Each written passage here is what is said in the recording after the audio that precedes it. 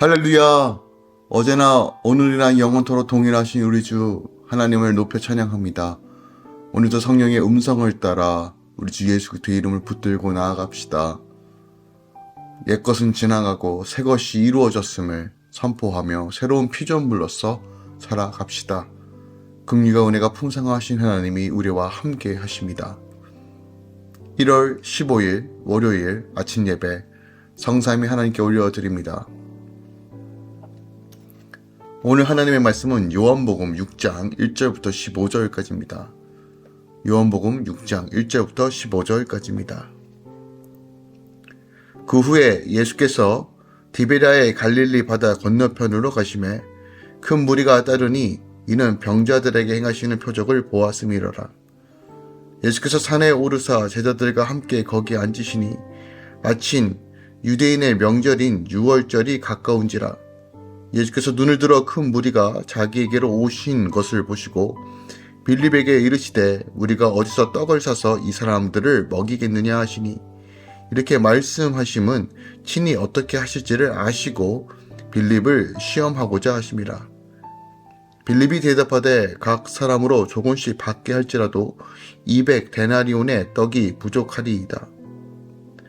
제자 중 하나 곧 시몬 베드로의 형제 안드레가 예수께 여짜오되 여기 한 아이가 있어 보리떡 5개와 물고기 2마리를 가지고 있나이다.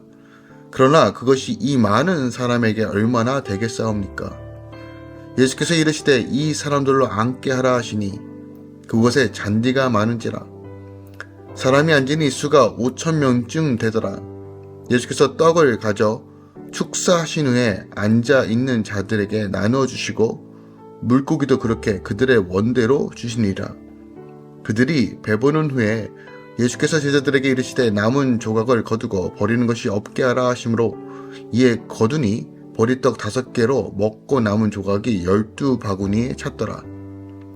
그 사람들이 예수께서 행하신 이 표적을 보고 말하되 이는 참으로 세상에 오실 그 선지자라 하더라. 그러므로 예수께서 그들이 와서 자기를 억지로 붙들어 인근으로 삼으려는 줄 아시고 다시 혼자 산으로 떠나가시니라. 아멘. 하나님의 말씀입니다. 예수님께서 제자들과 함께 디베랴의 갈릴리 바다 건너편으로 가시니 큰 무리가 따릅니다. 그리고 그곳에서 보리떡 5개와 물고기 2마리로 5,000명을 먹이시죠.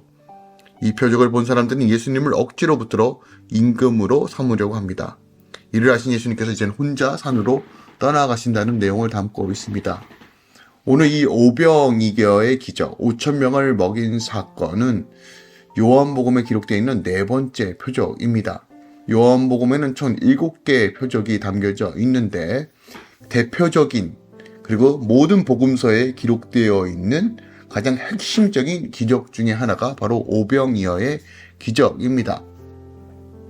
예수님은 지금까지 유대 지역에서 배척을 받으신 것과 대조적으로 늘 갈릴리 지역에서는 정말 수많은 사람들이 예수님을 따랐고 추종했다는 사실을 오늘 본문을 통해서 우리가 확인할 수 있습니다. 특별히 이 오병이어의 기적을 통해서 드디어 예수님을 왕으로 옹립하려고 하는 세력도 있었다는 것을, 즉 지금 갈릴리 지역에서는 예수님의 인기가 가장 최고조에 달하고 있었다는 것을 우리가 어느 정도 유추할 수 있죠. 그러나 한편으로는 오병이어의 사건을 기점으로 예수님을 추종하던 많은 무리들이 예수님께 실망하고 떠나가는 계기가 되기도 합니다. 그 이유는 이제 내일 후에 본문인 21절 이하에서 기록되어 있는 이 생명의 떡에 관련된 설교 때문이죠. 다시 오늘 본론으로 돌아오면 모든 사복음서에 기록될 만큼 매우 중요한 내용을 담겨 있어요. 특별하게 이 오병이어 사건은 생명의 떡에 관련된 예수님의 말씀과 매우 밀접한 관계가 있습니다. 오늘 이 기적 이후에 생명의 떡에 대한 말씀을 전하시는데 어떻게 보면 서론적 역할로서 오늘 이 오병이어가 기록되어 있다는 것이에요.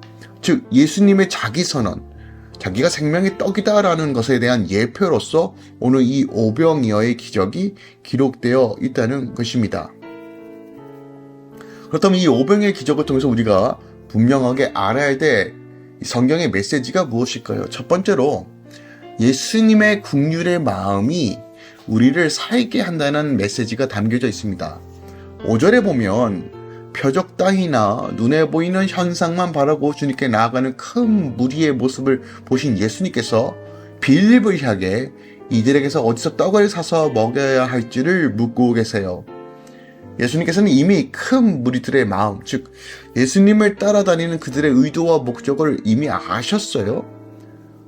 주님은 우리의 마음을 감찰하시는 하나님이십니다.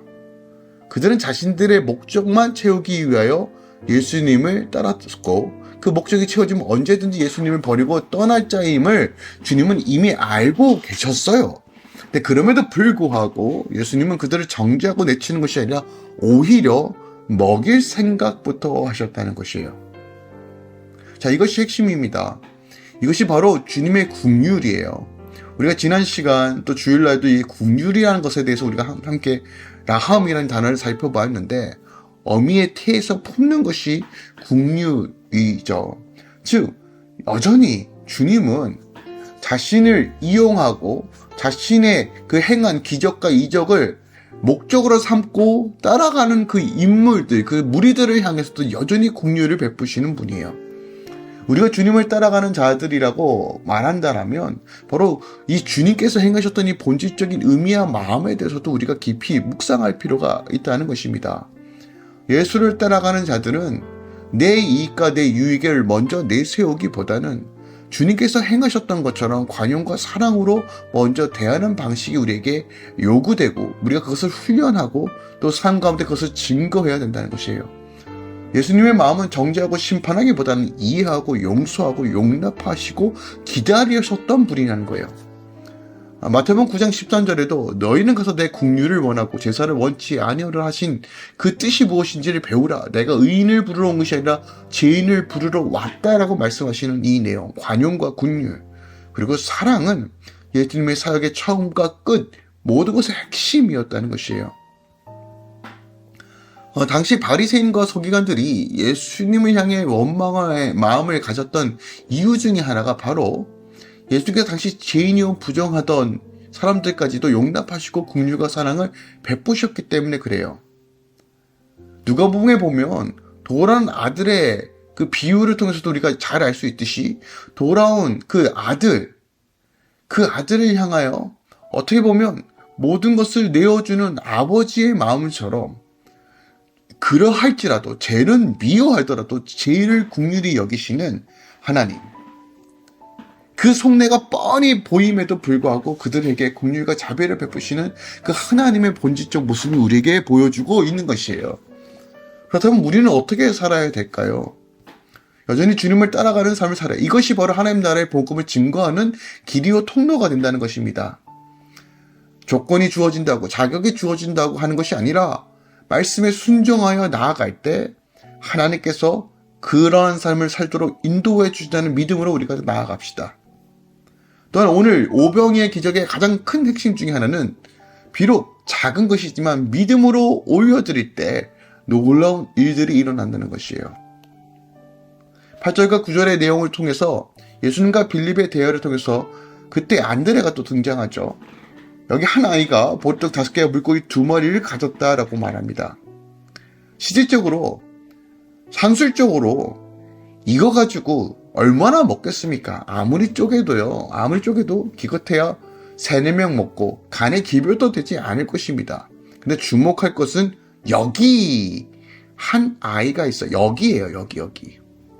5절에 보면 어디서 떡을 구한 것인지를 물으셨을 때 이때 빌립은 가장 현실적인 출처로 돈을 근거로 말합니다. 200데나리오의 돈이에요. 광야에서 떡을 구할 수도 없을 뿐더러 그것을 산술적으로 계산하고 있습니다.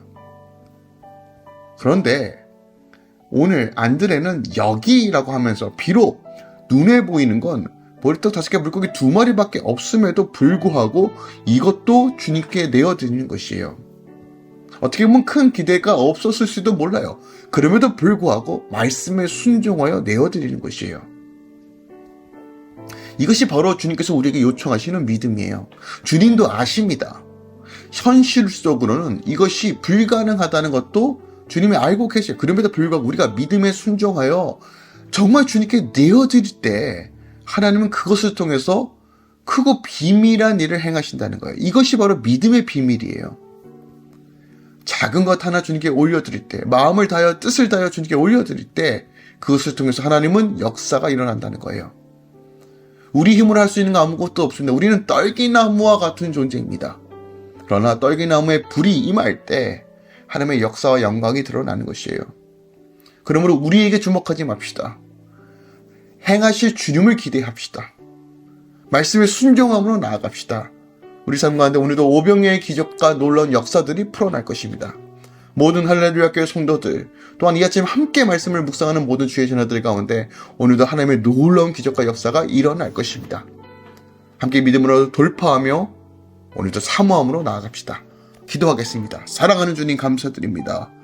오늘 오병이어의 기적, 불가능을 가능케 하시는 하나님. 하지만 이 기적을 바라기 전에 먼저 안드레는 말씀에 순종함으로 나아갔습니다. 주님, 우리 삶 가운데 이러한 일들이 훈련되어지고 온전히 이루어지게 하소서. 믿음으로 취하고 믿음으로 달려가며 믿음으로 역사를 풀어내는 성도의 삶 살게 하소서. 현실의 눈앞에 보이는 암담함과 깨어짐에 주목하지 말고 여전히 역사하시는 하나님, 나의 구원자 생명자이신 하나님만 바라보며 나아갈 수 있도록 주여 성도들을 도와주시옵소서. 이제는 우리 주 예수 그리스도의 은혜와 우리 하나님 아버지의 놀랍고 지극하신 사랑과 성령 하나님들의 교통 충만 역사하심이 이제부터 영원까지 함께 계실 축원하노라. 아멘.